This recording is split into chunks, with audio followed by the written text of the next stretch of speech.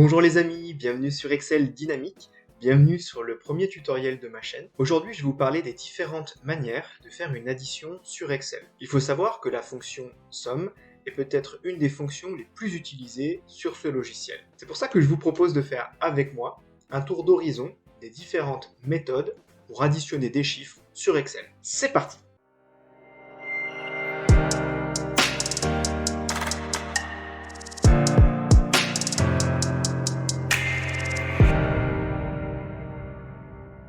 Dans cette vidéo, nous verrons une méthode pour faire une addition sans utiliser de formule, puis nous verrons les différentes manières pour utiliser la fonction somme.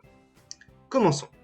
Tout d'abord, vous pouvez observer sur ce tableau une ligne et une colonne qui contiennent des chiffres à l'intérieur numérotés de 10 à 12. Deux cases sont en blanche. Elles sont là pour vous indiquer où il est le plus logique d'y inscrire la formule et y afficher le résultat souhaité. Mais il est important de savoir que vos formules peuvent être écrites à n'importe quel endroit sur le tableur. Laissez-moi vous montrer comment réaliser une addition sans utiliser de formule. Tout d'abord, positionnez-vous sur la cellule où vous souhaitez que le résultat s'affiche. Ensuite, appuyez sur le signe égal. Ce signe permet au logiciel de comprendre que vous souhaitez utiliser une formule pour réaliser une opération. S'offre à vous alors deux choix. Le premier étant de recopier les chiffres à l'intérieur de la cellule que vous souhaitez additionner, comme ceci. 10 plus 11 plus 12. Entrée. Cette méthode a un inconvénient majeur, car le résultat n'est pas dynamique. Si je modifie la valeur de la cellule F6 en mettant 100 au lieu de 10, le résultat reste inchangé. C'est pourquoi il est plus intéressant pour vous d'utiliser la seconde méthode en choisissant de ne pas écrire l'information contenue dans la cellule, mais plutôt en indiquant au logiciel la cellule où est contenue l'information. Égale F6 plus F7 plus F8. Entrée. Je modifie de nouveau le contenu de la cellule. Vous pouvez constater que le résultat devient dynamique. Utilisons maintenant la fonction somme. Comme tout à l'heure, nous allons réaliser un résultat non dynamique. Appuyez sur le signe égal, écrivez le nom de la fonction somme et ouvrez la parenthèse. Apparaît alors les arguments de votre formule. Les arguments de cette fonction sont des nombres. Les arguments doivent être séparés par des points-virgules. En l'occurrence, dans cet exemple, nous allons simplement indiquer les chiffres que nous souhaitons additionner.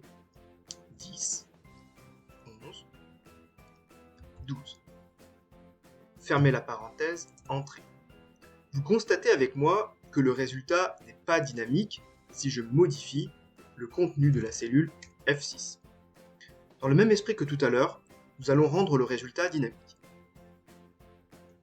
De nouveau, appuyez sur le signe égal. Écrivez somme et ouvrez la parenthèse. Cette fois-ci, nous allons simplement remplacer les chiffres par les cellules qui contiennent les nombres que l'on souhaite additionner. F6, point virgule, F7, point virgule, F8. Fermez la parenthèse et entrez. Vous pouvez maintenant constater que le résultat est de nouveau dynamique si je change le contenu de la cellule F6.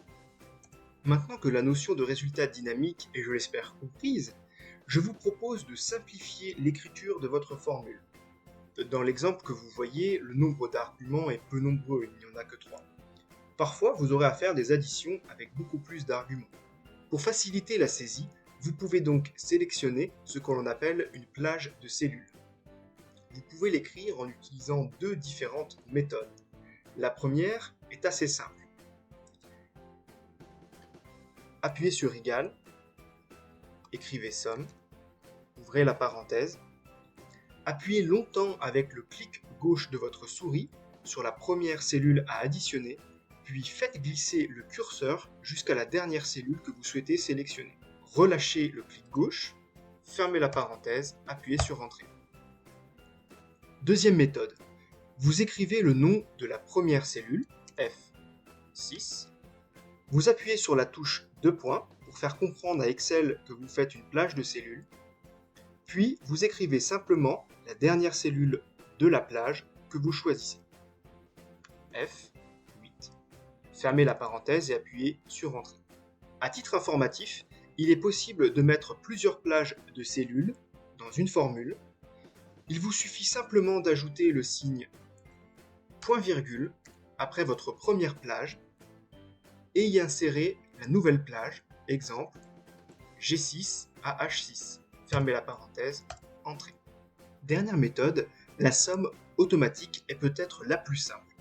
Sélectionnez la cellule où vous souhaitez que le résultat s'affiche. Puis allez dans l'onglet Accueil, allez dans le groupe de commandes Édition et appuyez sur la commande Sigma.